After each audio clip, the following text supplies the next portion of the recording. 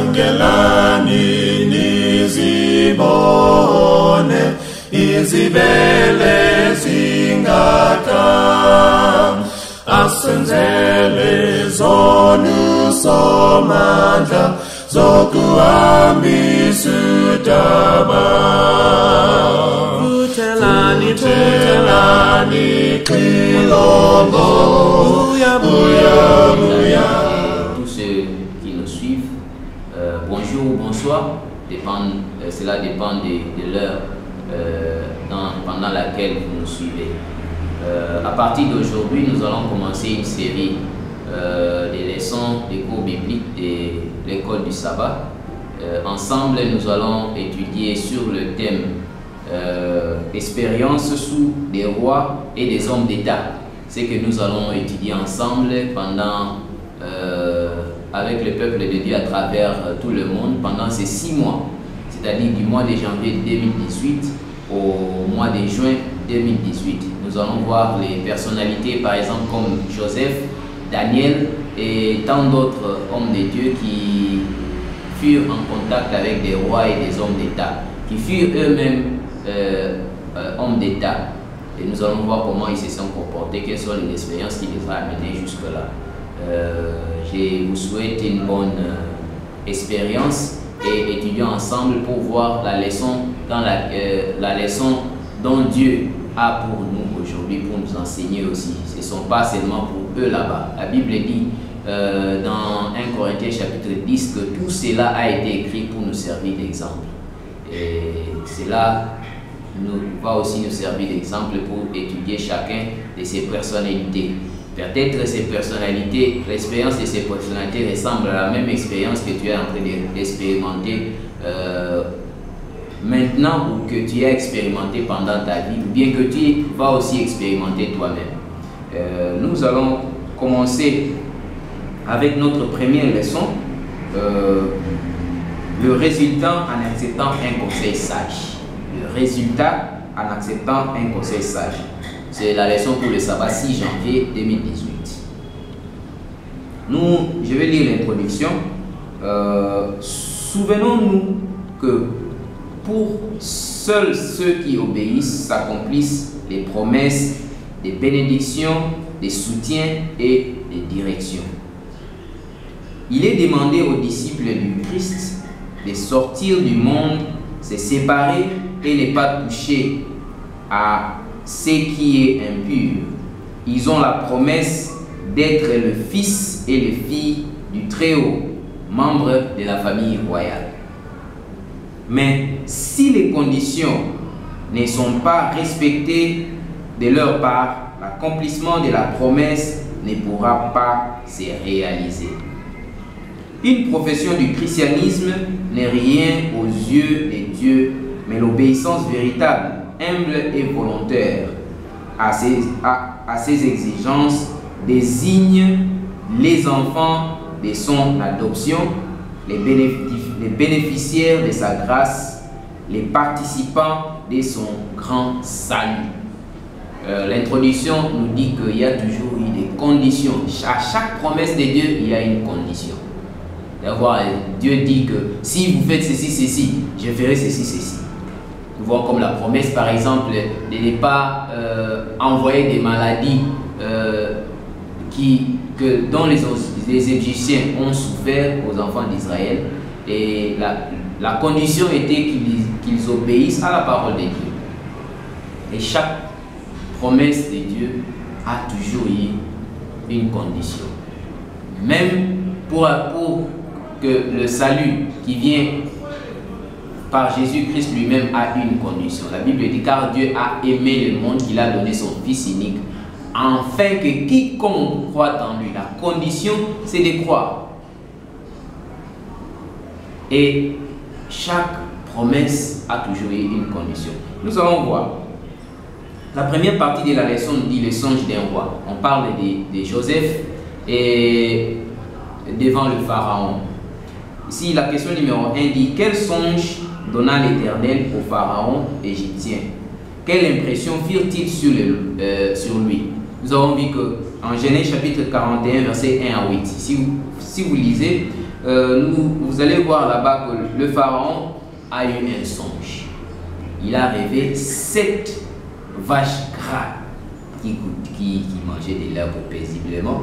Et après eux sont sortis 7 vaches maigres et laides qui ont dévoré les 7 vaches. Et il s'est réveillé et puis il s'est rendormi. Il a eu le même rêve mais différemment. Maintenant cette fois-ci c'était 7. Cette fois-ci il rêva, il dit voici 7 épis gras beaux montèrent sur une tige. Et puis le deuxième encore, il y a une deuxième groupe des épis qui étaient maigres, qui dévorèrent les épis gras et pleins. Et Pharaon s'éleva. La Bible dit voilà le songe. Et le matin, Pharaon eut l'esprit agité et il fit appeler tous les magiciens et tous les sages de l'Égypte. Mais il leur raconta ses songes. Mais personne ne put les expliquer à Pharaon. La note que nous trouvons dans l'esprit des prophéties, on nous dit en une même nuit, le roi d'Égypte eut 2 songes qui semblaient annoncer quelques grandes calamités. Ses sages et ses magiciens ne pouvant lui donner aucune lumière à ces sujets, le pharaon fut saisi d'une angoisse telle que la terreur s'est répandue dans le palais. Il était très agité. Et cette même terreur a été ressentie dans tous les palais. Il a eu 2 rêves et il ne pouvait pas le comprendre. Il savait que ça montrait quelque chose, mais il ne pouvait pas interpréter ou comprendre. Même ses magiciens ne le pouvaient pas. Cela l'agita beaucoup.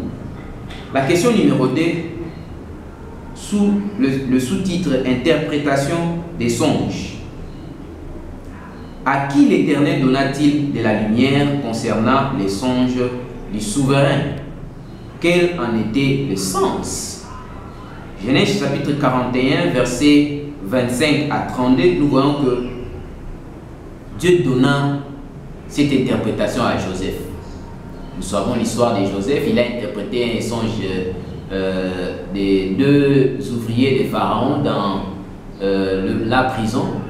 Et l'un d'eux, ils sont tous sortis, l'un était exécuté, comme était exactement la signification de son rêve, et l'autre était remis, l'autre a repris ses fonctions. Et puis plus tard, bien que 2 ans plus tard, Pharaon maintenant a eu un songe. Et cet autre-là, ouvrier, s'est rappelé d'un Joseph qui interprète les songes, qui a ce don-là. Et Joseph n'a pas inventé, il n'a pas inventé que c'était lui. Il a dit que non, c'est Dieu qui est dans les cieux qui le donne cette sagesse et cette intelligence d'interpréter les songes. Et il a montré qu'il devrait y avoir 7 années d'abondance et 7 années de sécheresse. Et tout ça n'était tous les 2 songes étaient juste un seul songe. Ça prédisait qu'un seul événement. 7 années d'abondance et 7 années de sécheresse. Et la note de l'esprit des prophéties dont je vais lire dit: le pharaon fut saisi d'une angoisse telle que la terreur s'est répandue dans le palais. Les chansons se souviennent alors de Joseph et son propre songe. Profondément confus de son ingratitude, il informa immédiatement le roi des 2 songes interprétés par le prisonnier hébreu et de leur prompt accomplissement. Voilà les bons petits actes qu'on fait toujours, bien qu'oubliés par les hommes, mais Dieu n'a jamais oublié. C'était le cas de Joseph. Et maintenant il était devant le roi, hors du prison, esclave hébreu, interprétant un songe que personne dans toute l'Égypte ne pouvaient le faire. Nous allons continuer pour aller au numéro 3. À notre question numéro 3, on dit: en vue des années à venir, des moissons abondantes qui devaient être suivies par la famine, quel conseil Joseph donna-t-il au roi? Oh, Joseph n'a pas seulement arrêté à interpréter le songe, il donna aussi un conseil. En Genèse chapitre 41, verset 33 à 34, 33 à 36, mes excuses, dit: maintenant que Pharaon choisisse un homme intelligent et sage, et qu'il le mette à la tête du pays d'Égypte. Que Pharaon établisse des commissaires sur les pays pour lever 1/5 des récoltes de l'Égypte pendant les 7 années d'abondance. Qu'il rassemble tous les produits de ces bonnes années qui vont venir.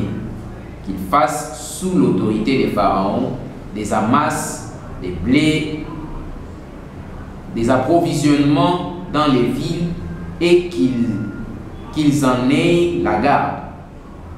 Ces provisions seront en réserve pour le pays, pour les 7 années de famine qui arriveront dans le pays d'Égypte, afin que les pays ne soient pas consumés par la famine.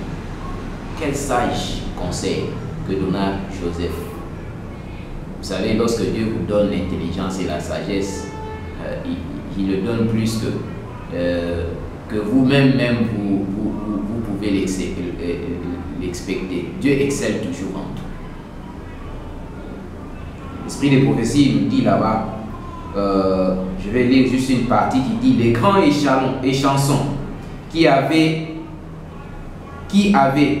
à racheter son ingratitude passée et fait connaître au roi la sagesse et la prudence déployée par Joseph dans la direction de la prison, s'est répandue en louange à son sujet.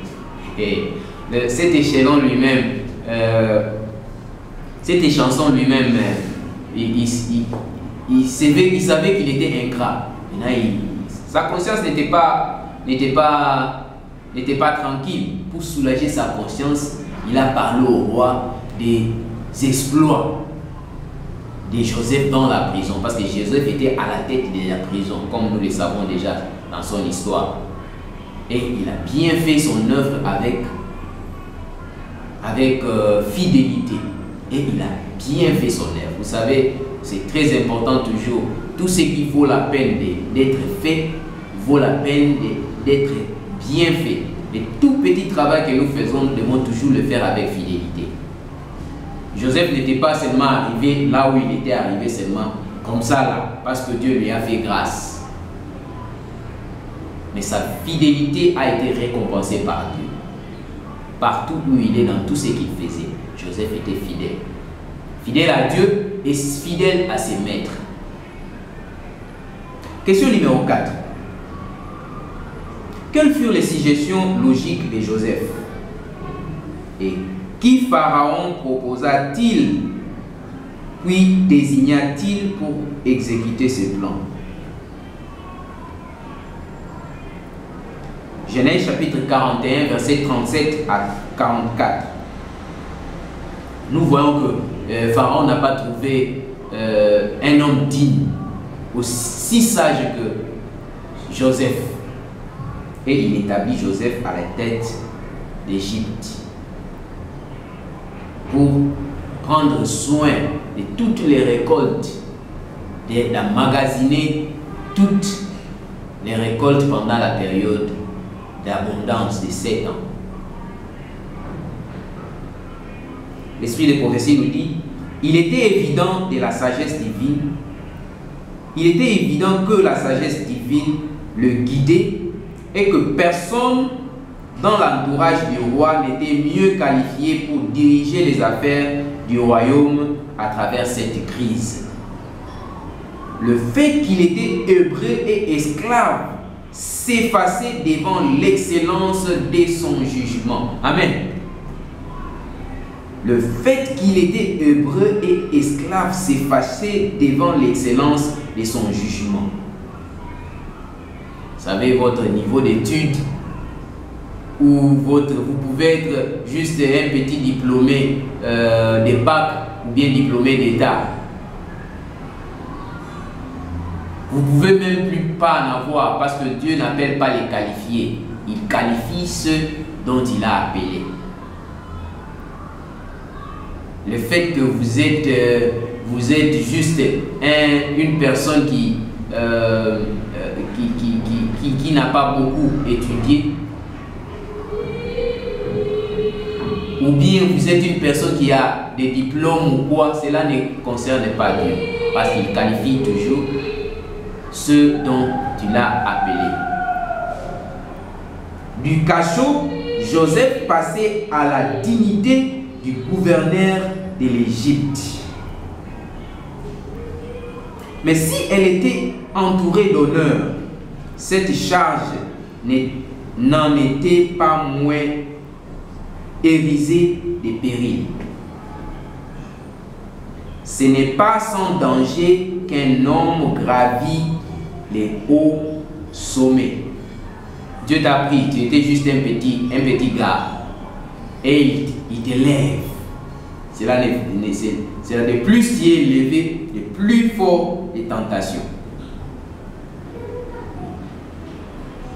La tempête qui laisse intacte l'humble fleur de la vallée déracine l'arbre géant de la montagne. Je crois que vous avez compris ces petites paraboles. La vallée, c'est le bas. Période où vous êtes dans des difficultés, la période où vous manquez, vous êtes dans la disette, la période où vous manquez. Et la montagne, c'est lorsque tout va bien. Le même vent, la même tempête qui ne vous a pas fait tomber lorsque vous étiez dans la vallée peut vous faire tomber lorsque vous êtes dans la montagne. Joseph résista à l'épreuve de la postérité comme il avait supporté celle de l'adversité.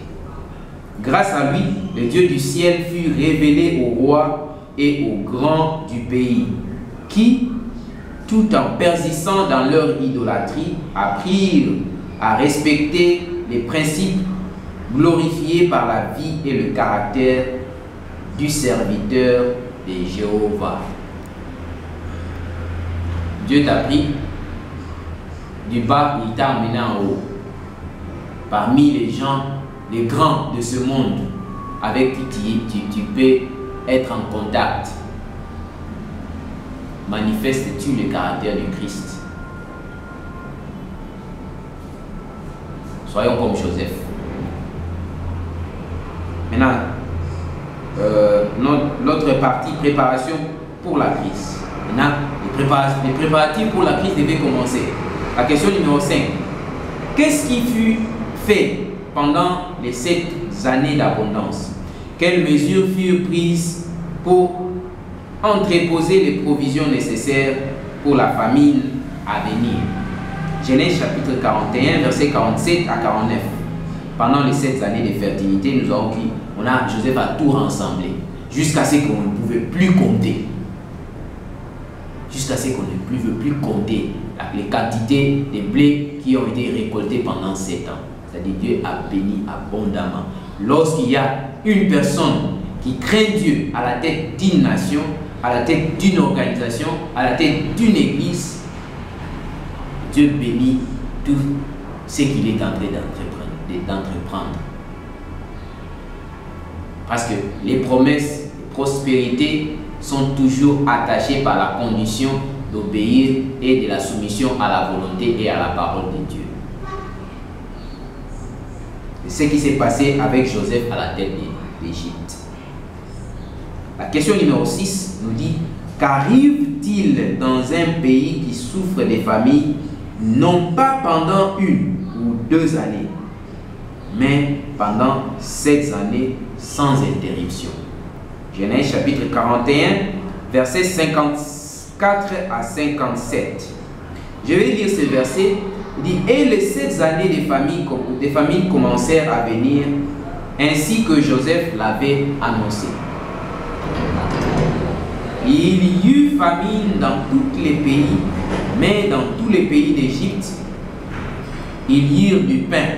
Quand tous les pays d'Égypte furent ainsi affamés, le peuple cria à Pharaon pour avoir du pain. Pharaon dit à tous les Égyptiens, allez vers Joseph et faites ce qu'il vous dira.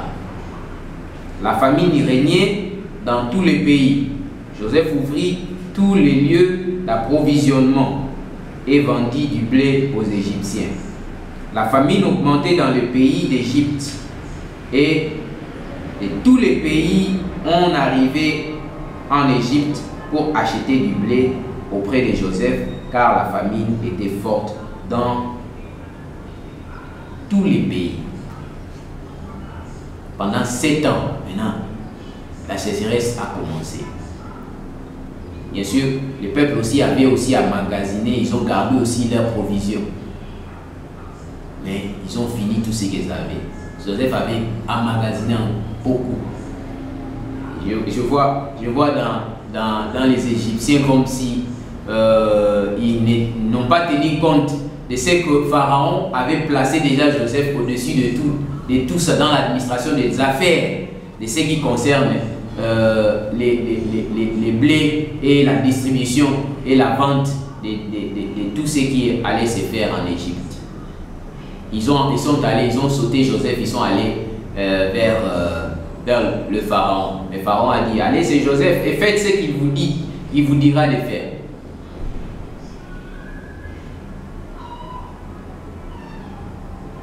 Et tous les pays, même les pays voisins, nous savons que Jacob qui était à Canaan finit par venir en Égypte. Et juste cela me vient en tête. Joseph, la différence entre Joseph et Pharaon, c'était seulement le trône. Il était au-dessus de Pharaon, il était en dessous de Pharaon parce que Pharaon était le roi d'Égypte. Mais Joseph faisait tout. Il a dit même à ses frères qu'il était père du Pharaon et maître de sa maison, et maître de toute l'Égypte. Et frères ou sœurs, rappelez-vous que l'Égypte dans ce moment-là étendait très grande. Ça incluait le Canaan et l'Arabie que nous connaissons aujourd'hui. Et même jusqu'en Éthiopie, que nous connaissons aujourd'hui. Et Joseph était garant de tout ça. Dieu honore ce qu'il honore. Notre question numéro 7 dit, à ce point, comment Joseph vit-il ses expériences antérieures? Quels furent le merveilleux résultat pour beaucoup à travers les Égyptiens qui avaient accepté le bon conseil? Genèse chapitre 45, versets 7 et 8. Nous voyons Joseph, c'est bon de Joseph envers ses frères. Dieu m'a envoyé devant vous pour vous faire subsister dans le pays et pour vous faire vivre par une grande délivrance. Ce n'est donc pas vous qui m'avez envoyé ici, mais c'est Dieu. Il m'a établi père de Pharaon, maître de toute sa maison et gouverneur de tous les pays d'Égypte.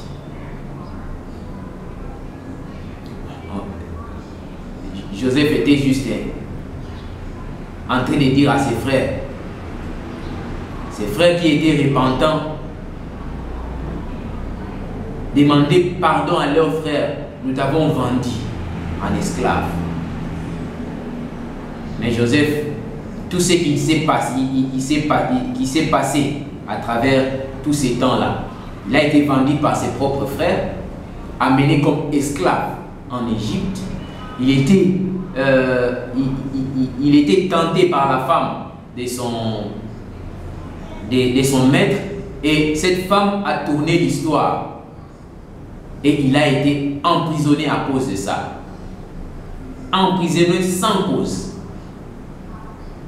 il a vu dans tout ça la main de Dieu qui voulait l'amener là où il était pour sauver sa famille. Des fois, lorsque nous passons des temps difficiles, on voit toujours, on cherche toujours qui se plaindre et qui donner la faute. La Bible dit dans Romains chapitre 8, verset 28, que tout concourt au bien de ceux qui aiment Dieu et ceux qui sont appelés selon son dessein. Tout concourt, lorsqu'on dit tout, c'est un tout absolu. Ça peut être le bien, ça peut être le mal. Job, lorsqu'il passait des temps difficiles, et lorsque ses amis étaient l'accusés en disant que non, c'est parce que tu as péché que Dieu est en train de te punir. Il dit oui, bien sûr, même si Dieu me punait, que même ici il me tuait, je me ferai confiance. Faisons-nous confiance en Dieu à travers nos difficultés, ou voyons-nous la main de Dieu miséricorde sur les difficultés et les épreuves que nous sommes en train de passer, dans laquelle nous sommes en train de passer. L'esprit des prophéties nous éclaire en ceci en disant: avoir été vendu comme esclave en Égypte était la pire des calamités pour Joseph. Mais il y vit la nécessité de placer sa confiance en Dieu. Comme jamais encore, il ne l'avait fait quand l'amour de son père le protégeait.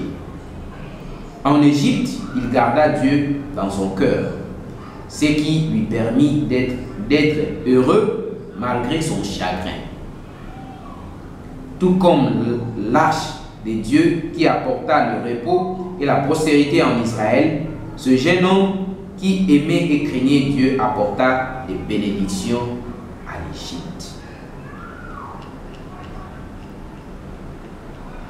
Dieu s'adressa à Joseph au moyen des rêves, lui donnant une idée des autres responsabilités qu'il serait appelé à remplir. Ses frères, pour empêcher l'accomplissement de ses rêves, les vendirent comme esclaves.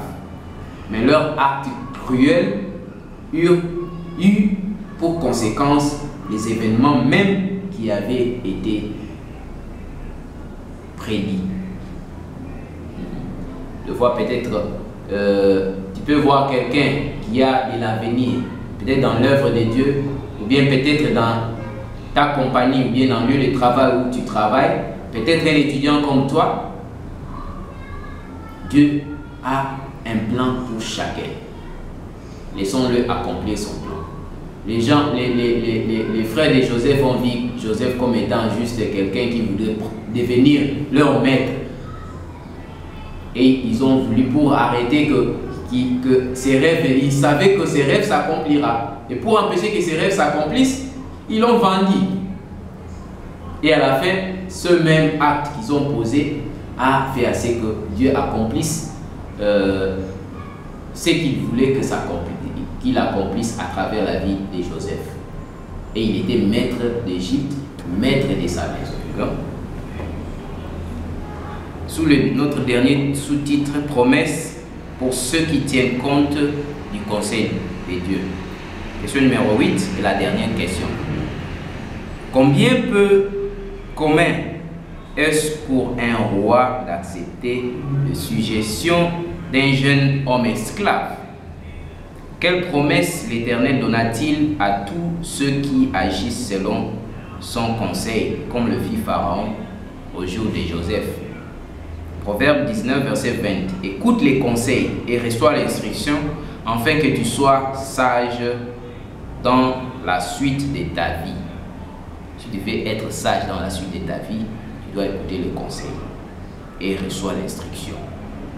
C'est là, que ça vient d'un esclave, que ça vient d'un petit enfant, que ça vient d'une personne que tu vois, que tu considères comme étant moins que toi. Pharaon n'a pas vu seulement celui qui était roi d'Égypte, n'a pas considéré Joseph comme étant juste un petit esclave. Qu'est-ce qu'il peut connaître?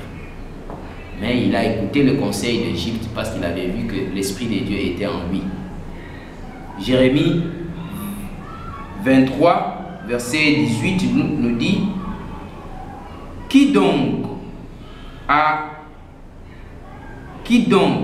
a assisté au conseil de l'Éternel pour voir, pour écouter sa parole?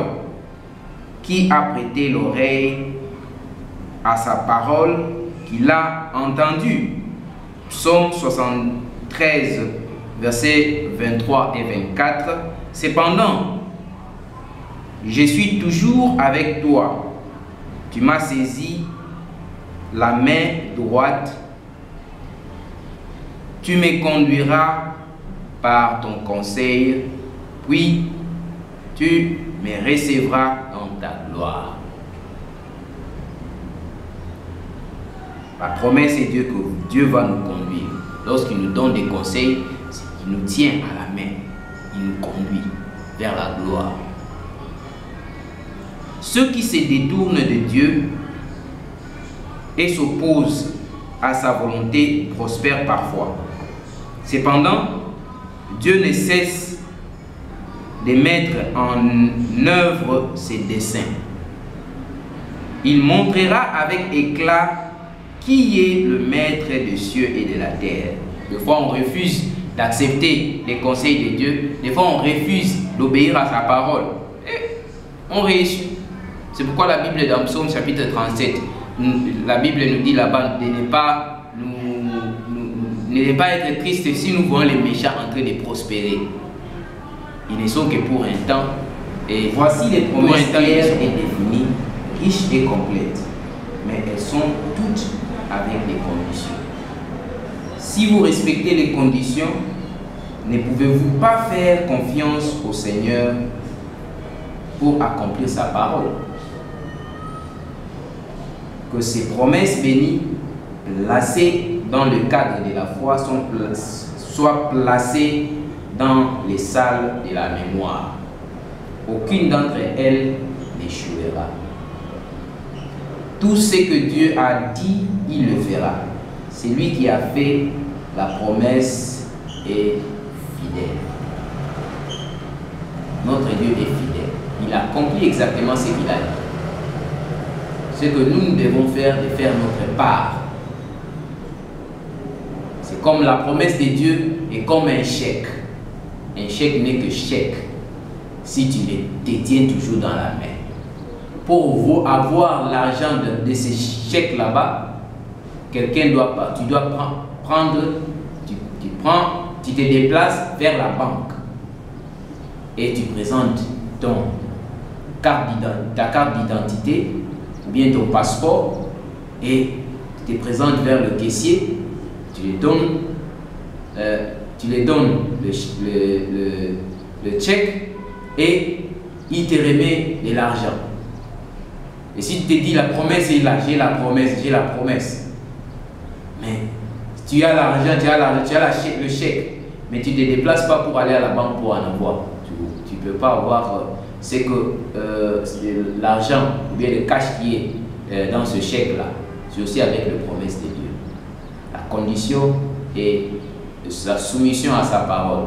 Et ne regardons pas seulement les promesses. Regardons le verset qui suit, bien le verset avant, de la promesse, de la condition que nous devons accomplir avant d'avoir cette promesse. Que Dieu vous bénisse tous.